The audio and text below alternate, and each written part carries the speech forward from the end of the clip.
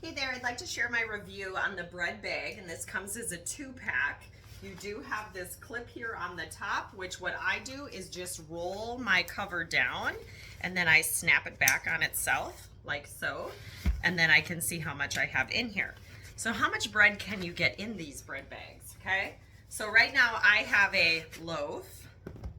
I have a round loaf, which I really like the fact that I could put my round ones in there. So I have a strawberry white chocolate chip. And then I even have part of another loaf in here. And then because it's wax lined, you can hand wash this to keep it clean. But I love it that I can just stick my bread in here, no matter what type I'm baking, cover it up, you know, wrap it and clip it shut, and it keeps my bread nice and soft. And then if you know your bread is a couple days old, I would definitely encourage putting this in the fridge, or you can even put it in the freezer to store your sourdough bread until you're ready to eat it.